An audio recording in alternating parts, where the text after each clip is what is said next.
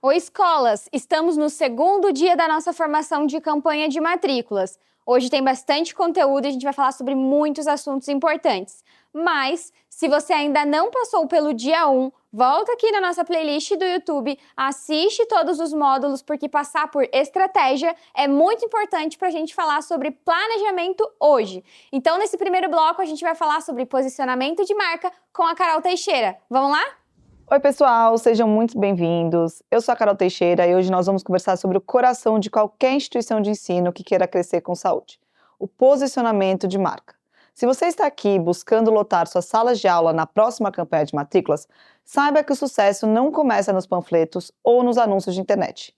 Ele começa na forma como a sua escola escolhe ser vistas pelas famílias. E para a gente começar, deixa eu me apresentar rapidinho aqui. Muito prazer, eu sou a Carol, como disse antes, eu sou a gerente executiva de marketing e líder de branding e comunicação aqui na Arco. E a verdade é que o meu dia a dia tem um papel muito parecido com o que eu vou falar hoje, que é sobre como eu traduzo a essência da Arco, a essência das marcas, nas nossas campanhas, nas nossas ações de marketing, garantindo que a gente sempre está conectado com o nosso propósito. E eu quero começar o nosso conteúdo com uma provocação. Se eu batesse na porta da escola de vocês hoje e perguntasse para o pai: por que você escolheu essa escola e não a concorrente da rua de trás? O que ele responderia? Bom, acho que vocês pensaram em algumas respostas, né? Posicionamento, antes de ser um termo de marketing, é uma decisão de negócio. A resposta clara para essa pergunta. Se a resposta for apenas porque é perto ou porque me deram desconto, aqui nós temos um problema de posicionamento.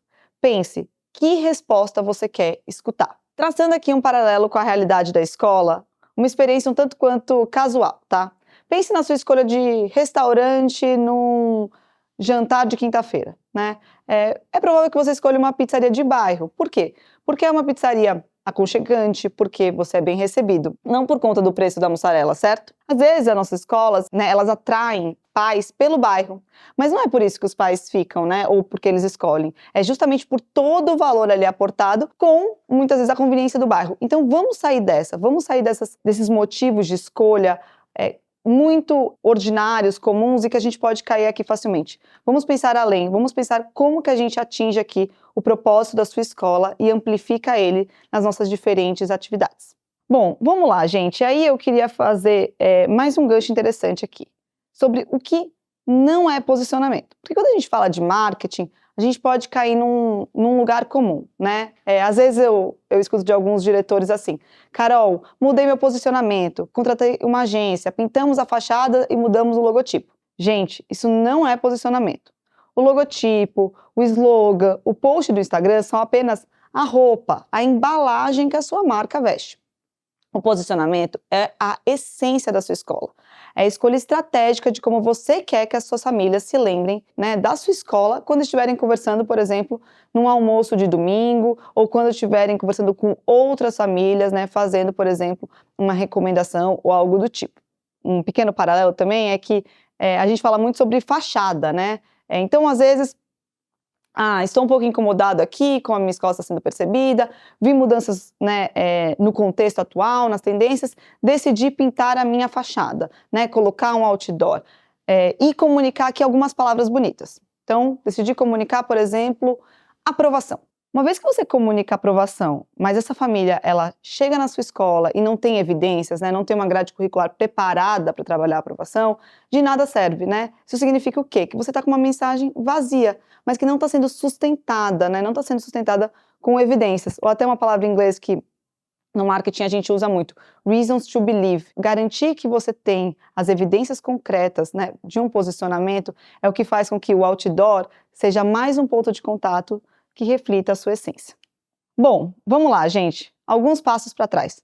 Por que estamos falando tudo isso, falando de essência, de propósito, de posicionamento, em um curso sobre matrículas? Bom, gente, a resposta é um tanto quanto simples, né? Quando uma família se matricula, isso é uma consequência direta da confiança. Nenhuma família acorda em agosto, setembro, outubro, vê um panfleto e decide: nossa, vou colocar meu filho, meu bem mais precioso, nessa escola de tantos reais, né, porque o post do Instagram é bonito. Não funciona assim. A campanha de matrículas, ela não está criando posicionamento, né? Ela só está amplificando o trabalho que a sua equipe fez ali silenciosamente de janeiro a dezembro, né? E aqui quando a gente fala de equipe, a gente fala de equipe, tá, gente? A gente vai entrar ainda mais no detalhe. Falei muito, né, sobre Instagram, sobre outdoor, essas comunicações em pontos de contato, para trazer aqui a principal mensagem, que posicionamento não pertence ao marketing, que tipicamente é a área que vai fazer o post do Instagram ou outdoor. Ele precisa viver em toda a escola. Toda a escola precisa sustentar aquela mensagem que você quer transmitir. Porque se isso não acontecer, aí nós caímos em um erro fatal. Pensem comigo, onde a marca de vocês é construída de verdade? Na agência de publicidade que vocês contrataram? Não, é na guarita da escola, é no tom de voz da secretaria. É na rapidez com que a coordenação responde uma dúvida pedagógica. Cada interação ou fortalece a sua marca ou destrói a sua promessa. Então, gente, pensem bem, como vocês querem se posicionar? E aí eu trouxe aqui alguns exemplos para a gente ver como é possível a gente se diferenciar nesse setor.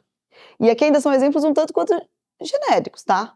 Mas eu acho que já dá um bom começo para vocês identificarem aqui até algumas escolas que vocês mesmos já conhecem. O que eu trago aqui? Existem escolas, por exemplo, que são reconhecidas pela excelência acadêmica, né? Então, tem excelentes classificações nos rankings, tem um corpo docente preparado, né, para os vestibulares, para a forma como os vestibulares são aplicados, uma grade que é pensada ali desde o início também para esse momento, o ensino médio que é diferenciado para esse momento, enfim, né, tem aqui esse posicionamento que é um posicionamento que a gente vê em algumas circunstâncias, né.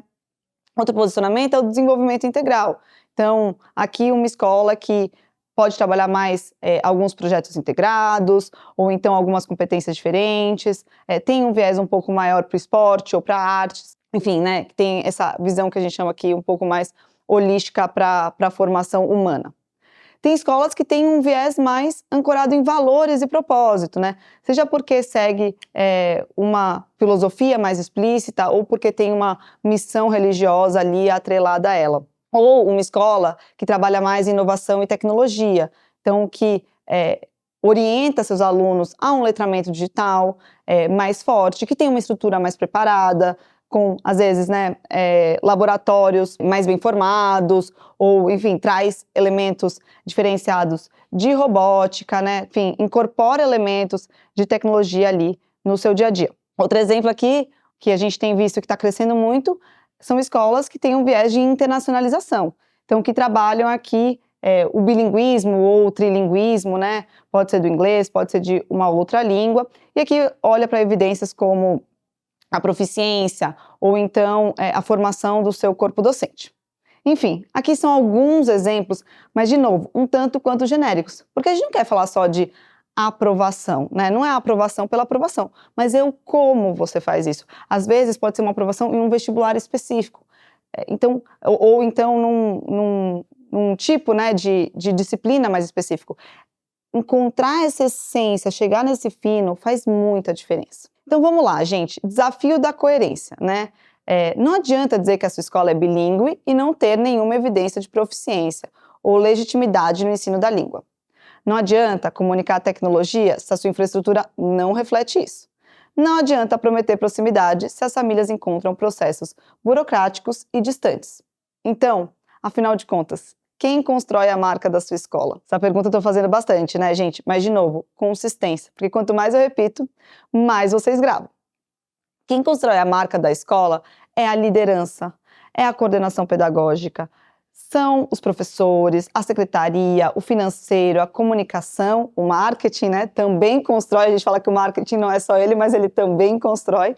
O atendimento comercial e toda a experiência dos alunos. Ou seja, é um ecossistema aqui alinhado para que o posicionamento da escola seja cumprido.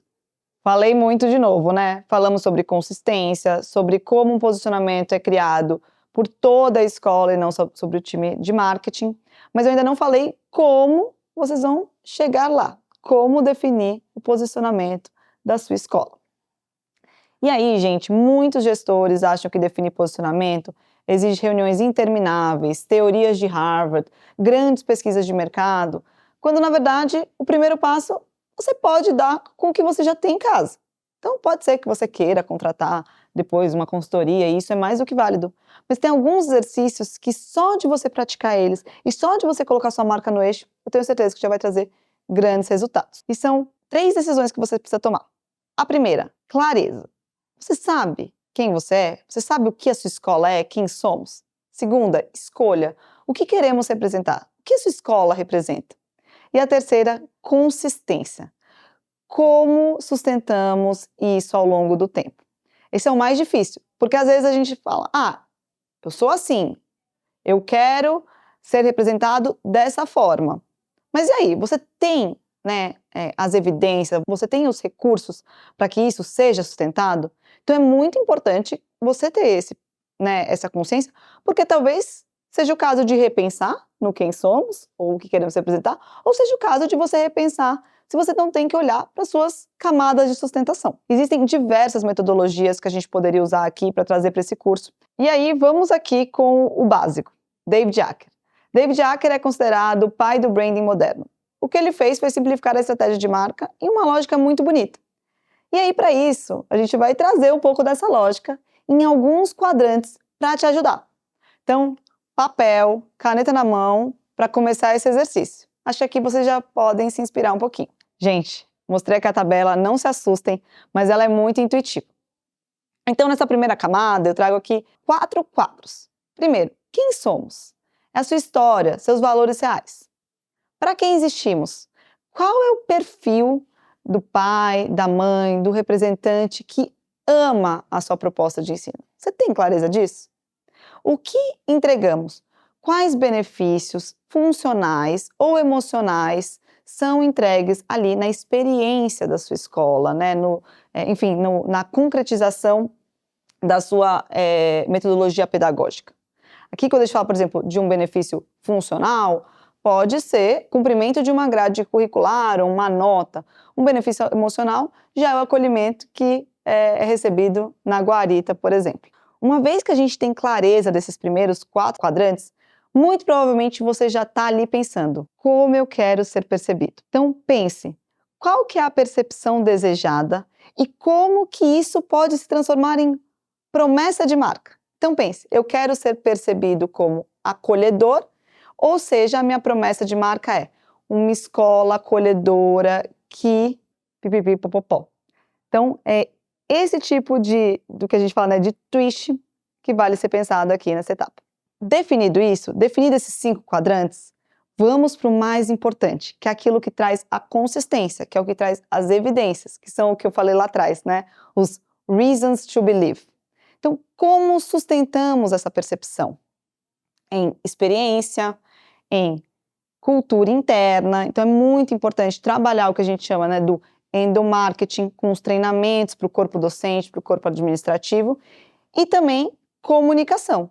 Então, por exemplo, né, quero ser uma escola, ou já tenho indícios que eu sou uma escola com viés, uma orientação tecnológica muito forte. Como que isso traduz uma experiência? Pode ser um hackathon, por exemplo, que a sua escola faz ali 2 vezes por ano. Uma vez que você tem essa experiência, vale você comunicar. Então, se você tem esse hackathon, poxa, por que não amplificar esse hackathon por meio das suas redes sociais? Ou outra evidência tecnológica que a gente viu um exemplo muito legal, né? A gente viu o caso de uma escola que até a gente brinca que é o tecnológico Tec Terra, né? Tem o que de terra? Que a escola estimulava os alunos a fazerem desenhos e digitalizava esses desenhos e transformava em 3D. Olha que legal, né? Então você fez uma super atividade ali com seus alunos, super tecnológica, super ancorada com o seu propósito, e depois comunicou ali nas suas redes sociais, e isso virou chamariz, virou evidência, virou atração para que novos pais conheçam ou os pais atuais se engajem. Bom, gente, falei muito de novo. Trouxe um pouco mais de exemplo de escola? Espero que sim. Trouxe um pouco mais de teoria, mas acho que também trouxe um pouco de prática, né? Bom, agora a gente precisa conectar com matrícula. Afinal de contas, estamos falando, né, de uma formação de matrículas. Então, como ter um bom posicionamento, e aí voltando, né, ter clareza sobre a sua percepção desejada e como você sustenta, ajuda na sua campanha de matrículas. Porque, afinal de contas, esse que é o tema de hoje. Um posicionamento forte, ele ajuda a trazer as famílias certas e mantê-las por mais tempo. Então, a gente divide aqui em duas frentes, né? O posicionamento para captação e o posicionamento para retenção. É claro que, na prática, isso não é dividido e as famílias não vão falar, esse é o posicionamento para captação e para retenção. Aqui é muito mais o que a gente está trazendo aqui para você ter clareza do impacto mesmo. Na captação, ter uma marca forte te tira do leilão das escolas. Sabe quando o pai liga perguntando direto quanto é a mensalidade e qual o desconto para 2 irmãos? Alguém aqui já escutou isso? Imagino que sim. Se ele faz isso, é porque você ainda não deu outro motivo para escolher você. Porque a pergunta poderia ser outra, né? E não é legal quando a pergunta é outra? Então, o posicionamento, ele muda o foco do preço para o valor. Na retenção, diferente, né? Já é um step aqui, um passo avançado. Ele cria orgulho de pertencer. O pai vira, então, um embaixador que defende a escola no grupo de WhatsApp, na saída do condomínio, e melhor do que isso, né, que indica essa escola. Então, uma vez que você trabalha a retenção e que você tem os pais vivenciando, né, o seu posicionamento, muito provavelmente ele vai trabalhar para vocês no famoso boca a boca. Então, ele se torna o que a gente chama de um canal de aquisição. Olha que coisa boa. Um canal, né, forte, um dos melhores e sem custo nenhum. E, gente, eu vou além, tá? Porque para além de todo esse argumento, né, de embaixador e de boca a boca e de como que a retenção atrai na captação, tem um ponto que é muito importante, que é o caso de uma crise. O que a gente entende hoje, né? Quando acontece uma crise, é muito diferente a forma como uma marca forte sai da forma como uma marca fraca sai. Por quê? Porque uma marca forte, que já está bem conectada, o que vai acontecer é que as famílias elas vão ajudar a proteger e defender a sua instituição. Por quê? Porque ela sabe dos seus valores, ela sabe da sua essência, ela sabe do seu modo de ser, né? Então, ela vai muito provavelmente advogar ao seu favor. Então, olha que coisa boa. Olha como a gente cria aqui o que a gente fala de um ciclo virtuoso, né? Ao redor disso tudo.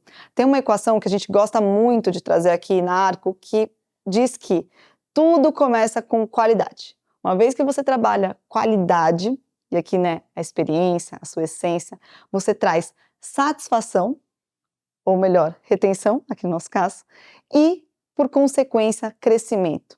Então, o que eu desejo para vocês é que crescimento seja só uma consequência, e não que vocês comecem por ele, mas ele seja o fim. Não faz sentido falar de posicionamento? Tá inspirado? Pensou ali um pouco no seu posicionamento?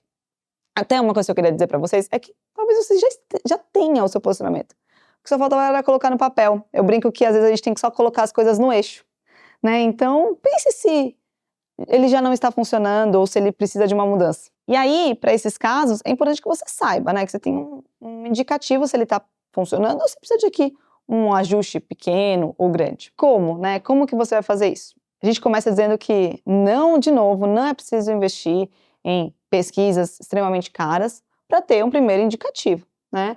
E às vezes esse indicativo pode ser mais do que suficiente. E para isso, né, para ter esses indicativos, a gente divide aqui em 2 tipos de métricas. As métricas de negócio e as métricas de percepção, que são métricas que você já pode trabalhar aí e ter facilmente nas suas mãos. As métricas de negócio são as exatas. A sua taxa de evasão diminuiu?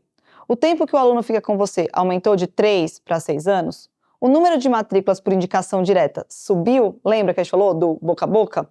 Isso é uma excelente métrica. Enquanto que as métricas de percepção são as métricas mais qualitativas. Então, é aquilo que a gente consegue trazer mais qualidade, mais textura, né, para o que está sendo dito. Pensem aqui, quando o pai se matricula e você pergunta por que você escolheu, o que ele descreve? Se ele descrever atributos, né, se ele trouxer algo que seja um indicativo coerente ao que você escolheu trabalhar, significa que seu posicionamento está funcionando. Se cada pai escolhe por um motivo, os pais nem sabem direito falar o porquê, é porque algo precisa ser ajustado. Aqui um paralelo, de novo, né, com o dia a dia, e pensando em formas fáceis de você fazer, você pode perguntar depois da matrícula, né, o porquê que a gente trouxe, mas convide alguns pais para uma conversa informal ali na sua sala da diretoria. Puxa aqui, eu gosto de falar que o ideal é puxar até pais, né, representantes com perfis um tanto quanto diferentes. Se você tem pais mais novos, de pais mais velhos, garanta que a consistência está um tanto quanto homogênea. Puxa eles para conversar, puxa alunos para conversar. Olha que interessante, né? Puxar alunos pode ser algo que às vezes a gente não pensa, mas que pode trazer muitos insights. Então, alunos, por exemplo, do ensino médio, que muitas vezes, né, sentem orgulho, eles estão sentindo orgulho da escola, né? Eles estão vestindo a camisa de fato. Então, essas são formas aqui que você pode trabalhar para garantir que o aprendizado está nas suas mãos. E bom, gente, para a gente entender aqui, uma vez que, né, esse diagnóstico foi feito, a gente vai trazer um pouco mais sobre como entender em que estágio de marca a sua escola está. Para isso, eu vou trabalhar uma régua evolutiva. O que é essa régua evolutiva? É uma ferramenta utilizada para avaliar o nível de transformação que uma marca ao longo do tempo está pedindo.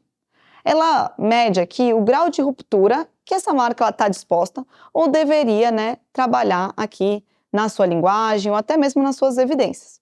Então, pensando aqui, né, em identidade, em forma de se apresentar ao mercado e tudo mais. E a verdade é que a gente imagina que todas, ou quase todas, as marcas e as escolas vivem essa tensão.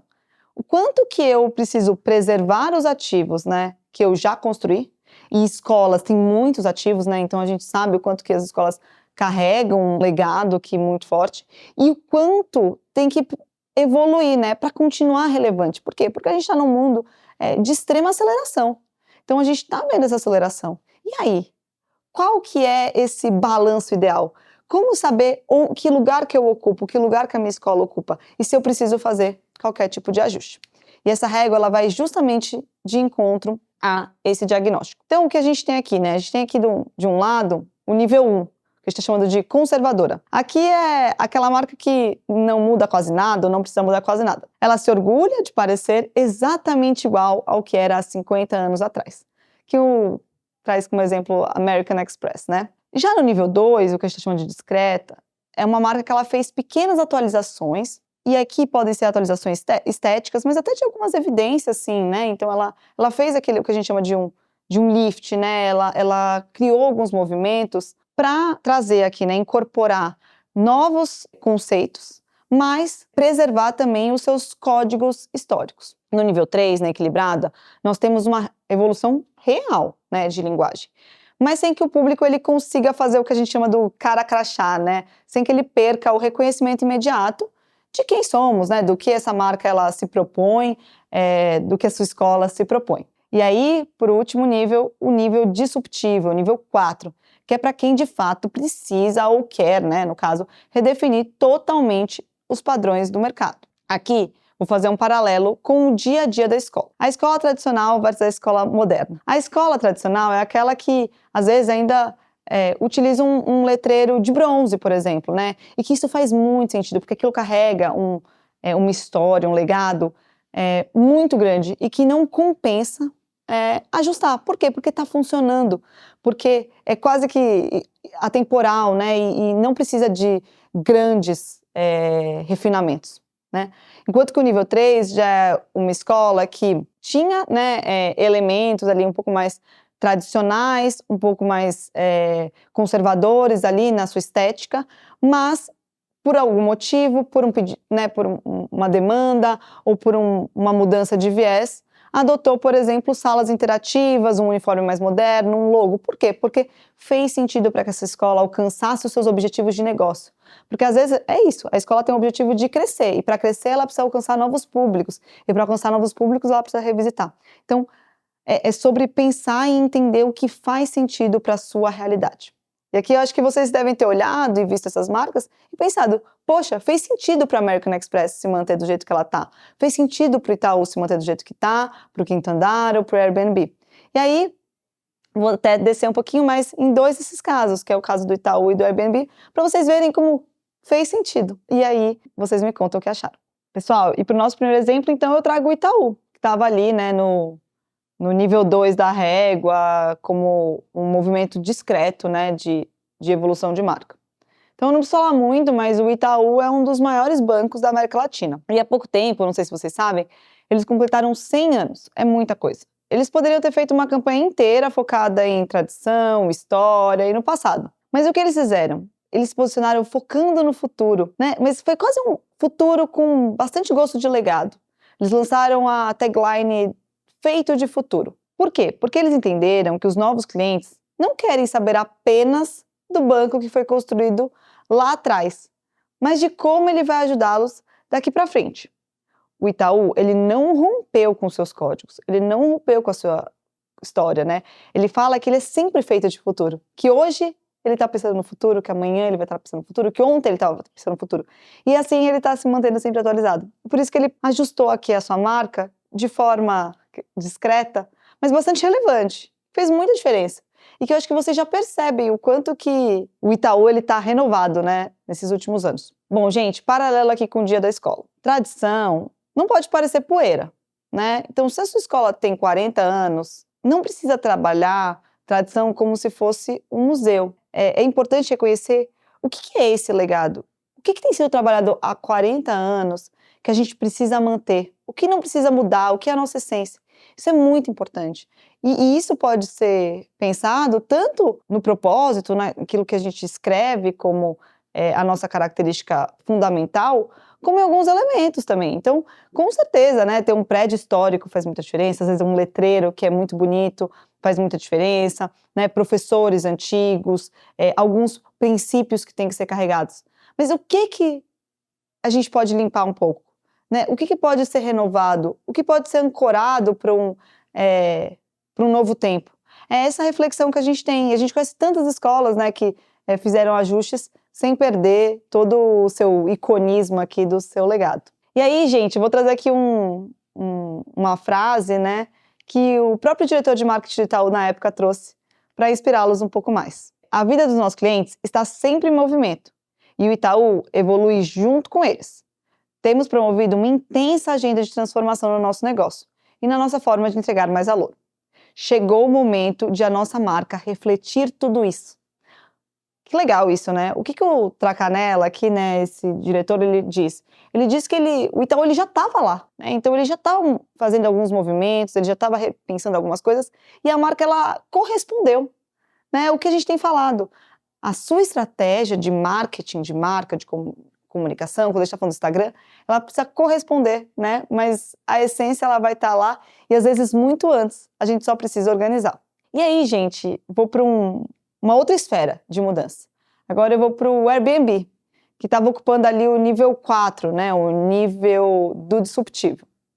O Airbnb começou oferecendo colchões de ar, que a gente fala, né? Baratos, no chão da sala de estar, para quem não tinha dinheiro para pagar o hotel. Acho que tem até um nome, acho que é Couchsurfing, algo do tipo. Se eles tivessem continuado com esse posicionamento, provavelmente a gente não teria alugado um Airbnb. E eu acho que alguns de vocês já alugaram, né? Eles continuariam ali apenas como uma alternativa barata e sem graça. Mas em 2014 eles tiveram essa sacada. Eles mudaram o posicionamento deles para Belong Anywhere, pertencer a qualquer lugar. Então, eles saíram de uma lógica de vender quarto barato e começaram a vender a sensação de sentir em casa em qualquer lugar do mundo.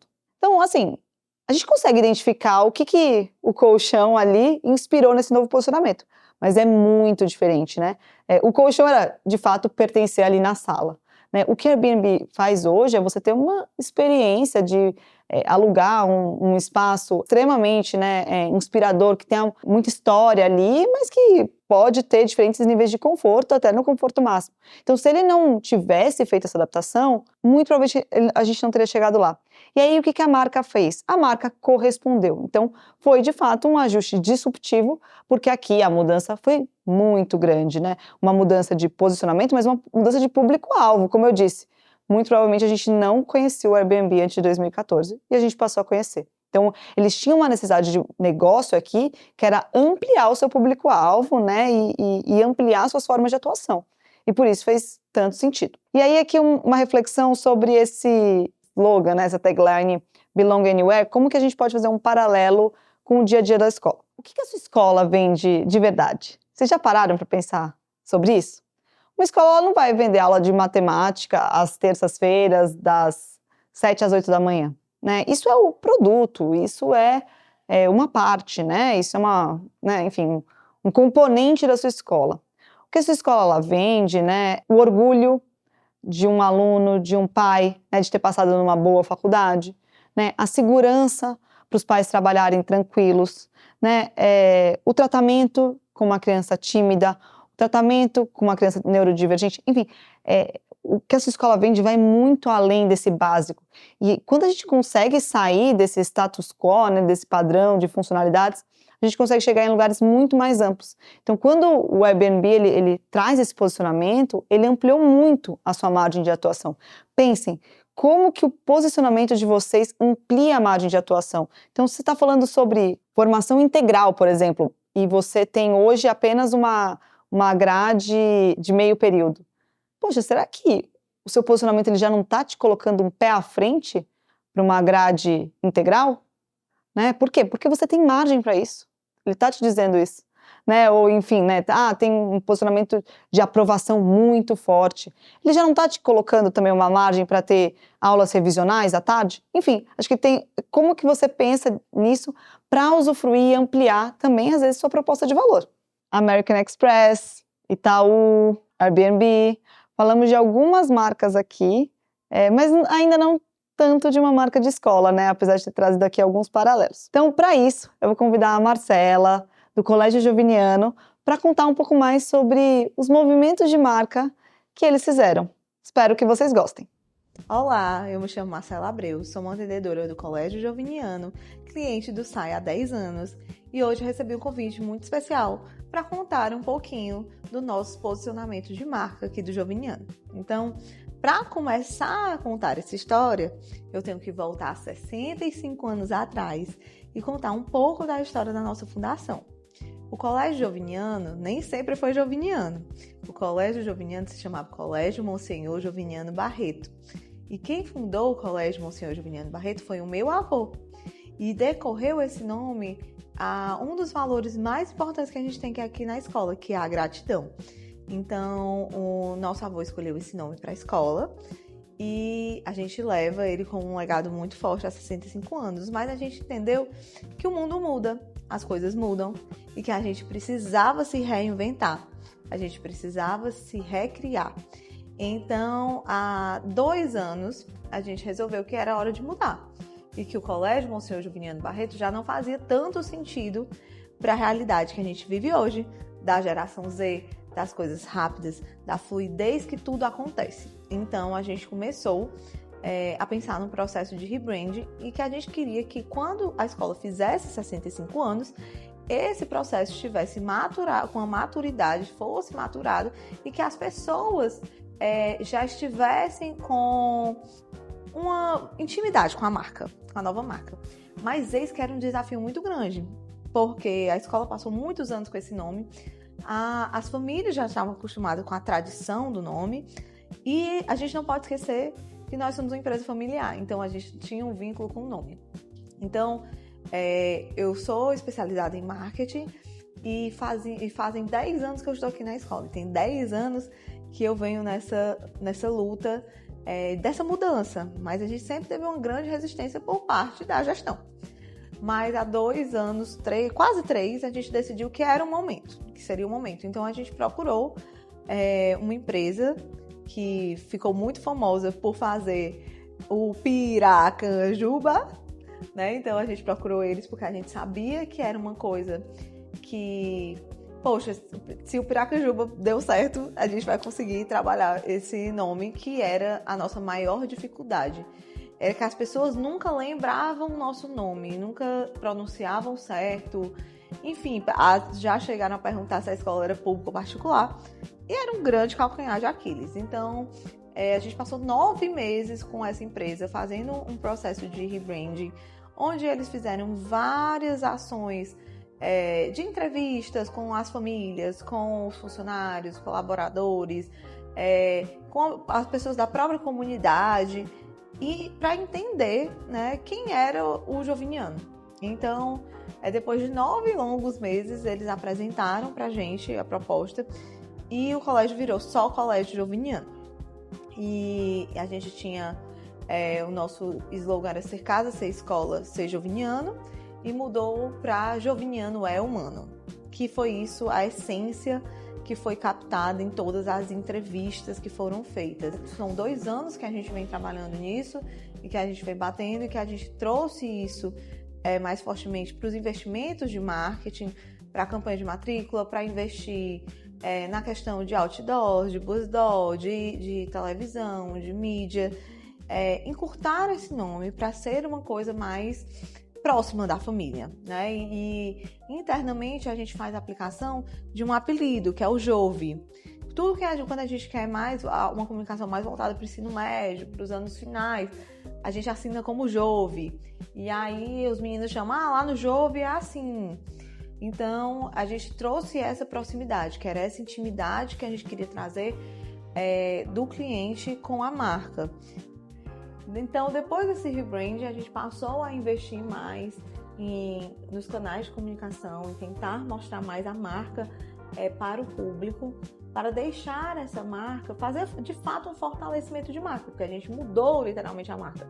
Então, também a gente teve 2 anos, porque a gente queria que nos 65 anos essa marca tivesse, com tudo, a escola tivesse de fato vivenciando essa marca com tudo trocado. Mas quando a gente fala uma mudança de marca, né, envolve várias esferas, desde a questão de troca de papelaria até o fardamento.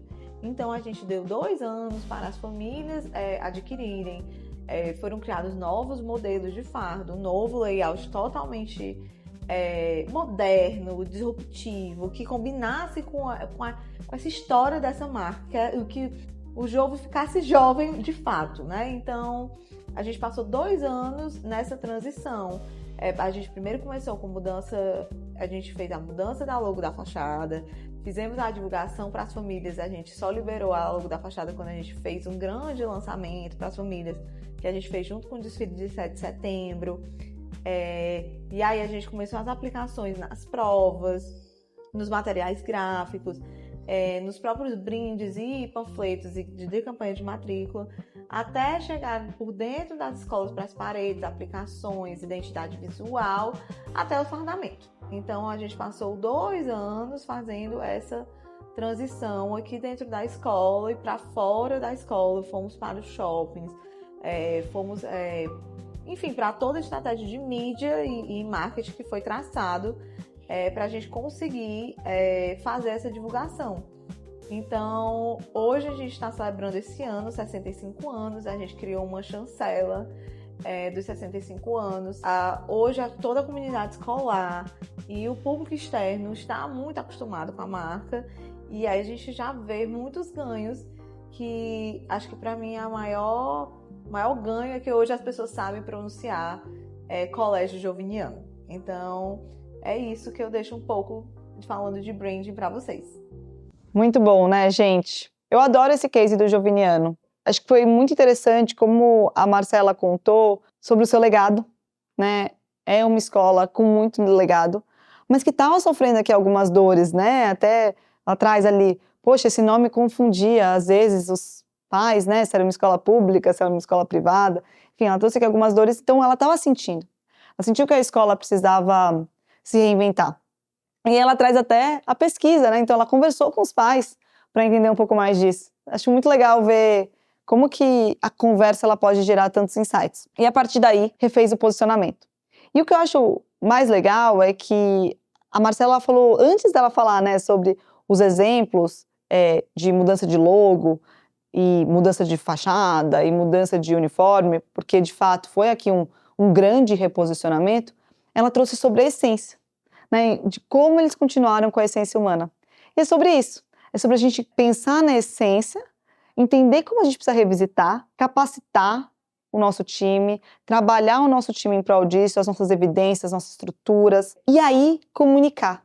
E essa comunicação também é muito importante, porque uma vez que você tem tudo, né, você tem o que precisa, comunicar é falar, né? Até tem uma tem uma pensadora de branding que eu gosto muito, que é a Ana Couto, que ela fala, a sua marca, ela faz e fala, né? Então, você já faz, falar, aí sim, muito importante. Vamos para o final, já falei muito. Queria trazer aqui para encerrar alguns direcionamentos práticos. Então, aqui é um checklist mesmo, tá? Para vocês fazerem no dia a dia de vocês e começarem a implementar aqui uma nova mentalidade sobre marca. Então, vamos lá.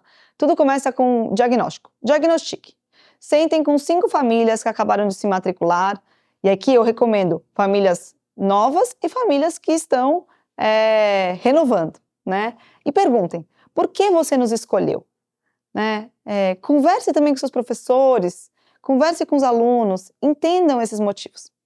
Diagnosticou? Olhou para as métricas de negócio também que a gente falou? Escolha. Definam qual que é essa grande percepção que a sua escola quer liderar no bairro de vocês. Volta para aquele quadrante, ele vai te ajudar a escolher. E aí, implemente.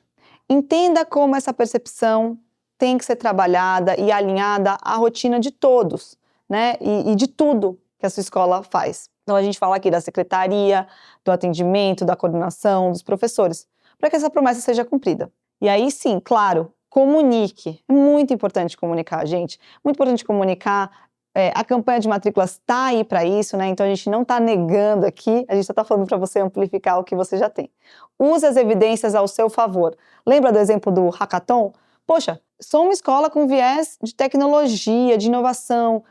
Fiz um hackathon super legal, os pais estão super animados. Começou com os alunos, depois convidei os pais para a banca, enfim. Comunica isso, usa isso ao seu favor. Depois coloca no seu folheto, coloca na sua proposta pedagógica. Olha que coisa legal. E mensure, né? O último de todos. Acompanhe esses dados de retenção, de renovação, rode o NPS. O NPS é muito importante. E veja, né, se sua satisfação está aumentando, se as famílias estão ficando pelos motivos certos, como estão vindo aqui as respostas às perguntas abertas. E para fechar com chave de ouro, aquela mensagem que a gente tem falado tanto, né, gente? A dica de ouro. Consistência vale mais do que novidade. Construção de marca leva tempo e exige muita repetição. Pode parecer às vezes um pouco chato, um pouco monótono, mas a verdade é que você só é lembrado quando você repete aquilo muitas vezes. Ah, Carol, eu preciso repetir sempre a mesma frase. Bom, tem que entender aqui o balanço ideal, né? Você pode falar a mesma mensagem de formas diferentes, por canais diferentes, mas ela tem que estar sempre muito coerente, né? O pior erro que uma escola pode cometer é mudar de posicionamento todo ano, mudar as cores, né? Cada hora usar uma cor, um elemento gráfico, enfim, porque está na moda ou porque quer imitar a escola concorrente que parece que está fazendo sucesso. Quem muda de rumo toda hora parece um pouco meio perdido no meio do caminho. Então, mantenham firmes na essência de vocês, encontrem isso, se coloquem no eixo. Combinado? Espero que vocês tenham gostado. Muito obrigada pela atenção de vocês. Mas antes de me despedir, eu tenho um pedido muito rapidinho. Aqui na tela tem um QR Code. Respondam essa pesquisa de satisfação. Tragam as contribuições de vocês, perguntas, o que vocês desejam ver de mais conteúdo sobre marketing, marca, branding, campanha de matrículas, que vai nos ajudar muito. Combinado? E mais um último pedido. Se vocês têm uma história muito legal de uma mudança de posicionamento, tragam pra gente também. Foi muito legal a gente poder contar com a história do Joviniano e poder contar com a história da sua escola também vai fazer toda a diferença. Fechado? Um beijo, gente. Tchau, tchau.